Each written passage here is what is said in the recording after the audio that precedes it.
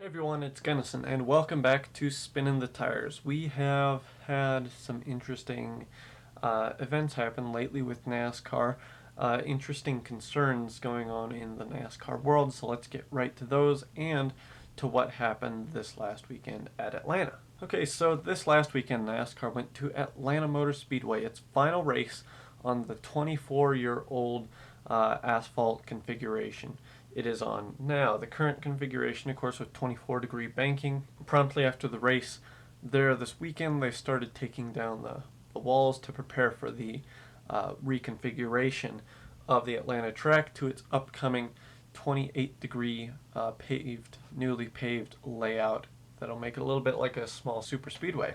So that means this was the last race on this configuration. It was, as expected, an average Atlanta race. It was pretty good toward the end, actually. There's so much to discuss in this episode. I think I'm just going to focus on the end of the race.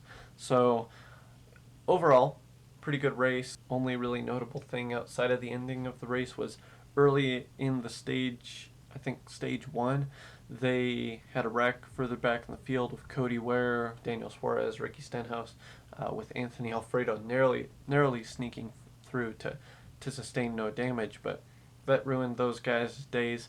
And Cody Ware out there going four wide, I don't know about that move. He's certainly not the most talented driver on the track. That aside, the ending was great. The two Busch brothers, Kurt Busch and Kyle Busch, battled it out in the final laps. Kurt Busch had the lead for quite a while. They came down for a pit cycle. Kyle Busch had a better pit stop, better outlap, and he got out in front. Well, later Kurt Busch caught back up to him, and the move that sort of sealed the deal was when Kurt Busch's teammate, Ross Chastain, moved up in front of and sort of blocked the lane Kyle Busch was in, effectively helping his teammate to win the race. So Kurt Busch won the race, the first win of the year for him. He's the 12th different winner this year, securing a spot into the playoffs. So pretty fun ending, actually. This solidifies his case, of course, for getting a ride next year, whether that be at 2311 or Trackhouse or somewhere else. Now, first, before talking about the big issues that happened this weekend, let's preview New Hampshire real quick. NASCAR goes to New Hampshire Motor Speedway this next weekend. New Hampshire's generally another mediocre race. It's had some good finishes recently, but in general, just it's an okay race. The track itself is pretty cool and pretty unique. It's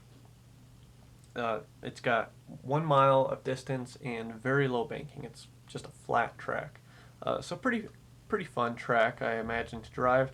Not the most fun to watch, but I do anticipate a better than average race this weekend with someone like potentially Martin Truex Jr. or Ryan Blaney getting the win. Possibly a first-time winner, though. We'll see. So I'm thinking someone like Christopher Bell could come through and pull an upset. He's had several great finishes the past few weeks, so we'll see where that goes. But now we got to talk about a lot of the big issues going on in NASCAR right now. First of all, are the drivers being heard enough in main decisions? And as far as main decisions made by NASCAR, I want to focus on two things: the Atlanta repave and the next generation car. Drivers don't feel they're being included in the conversations about those as much as they should. Kyle Larson and a few others voiced their displeasure with not being very involved in the process with the Atlanta repave. NASCAR did say they talked to drivers about that, so I'll take their word for it, just not the drivers that are complaining about it. They didn't talk to those guys, which doesn't quite make sense, because the guys that they didn't talk to, like Kyle Larson, Kevin Harvick, they're pretty high-level drivers, the kind of people you'd want feedback from. My philosophy about all this, and I know I share this viewpoint, is that if the drivers like the track layout, it's probably not going to be fun for fans to watch. If it's a track that drivers like, the fans aren't going to like the racing so much. That's not always the case. Places like road courses and short tracks can put on that kind of thing, but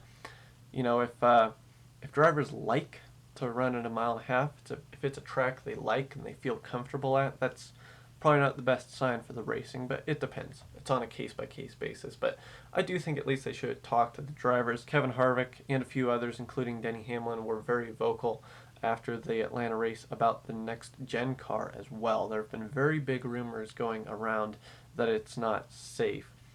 These kind of started when, I don't even remember. It started on Twitter.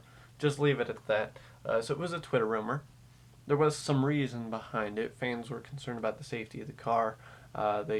There were rumors going around that crash tests had been done that did not show the car was safe enough. They said a dummy in a crash test. A dummy, if it was a real person, would have been killed in one of the simulations. So NASCAR the past few days, a couple different people within the industry, and I think earlier this morning, one of the higher-ups completely dispelled those. They said the car is on schedule to arrive for its debut next year, which may not be entirely accurate because numerous teams have complained about not getting their next-gen chassis yet, and they'd like to start testing with those, but they don't have the cars. But I trust NASCAR. I think they'll be on schedule at least for the debut next year. I know they said they've taken the crash test data from the crash test they had, given it to doctors for analysis. They had a doctor that had worked on the wreck where Dale Sr. was killed. Of course, most recent fatal crash in the Cup Series, so that's helpful. But I don't know, I think time will tell. I think we'll have our debut next year. I think the car will be safe. But I do think it was right of fans to be concerned about all this. But ultimately, the past few years, especially with Ryan Newman having his horrendous crash at Daytona last year, and with NASCAR being willing to significantly slow the pace of the cars at super speedways to make the racing safer, supposedly, I don't think they just skim over the details to get this next-gen car out on time. I think they're focused on having a fully functioning and fully safe race car. So, yeah, I think we'll be on time for next year. I know, yeah, they especially since it got delayed a year with COVID, I don't think NASCAR skimmed by any details. I think these were just rumors. Again, someone within the industry was on a podcast this morning, completely dispelled all those claims. So I'll take NASCAR words saying it was safe, but guys like Kevin Harvick again saying that they didn't have access to the crash data, and that NASCAR wasn't talking to them as much on that. So I do think they should be a little more open with the drivers, even if things are going well. And it does lead to the point that recently it seems NASCAR, I don't know, it just feels weird. Like NASCAR and its drivers, especially the older class of drivers, kind of getting alienated from each other. They're not, like Harvick said, there is a little bit of a disconnect in communication.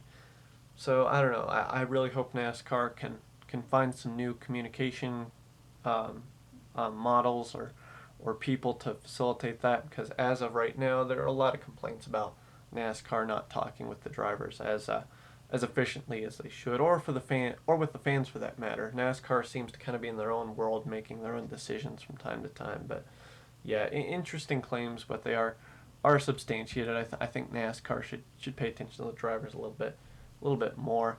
I do think they should be talking a little more to the younger drivers than to the older drivers, because older drivers have plenty of experience, plenty of input to give.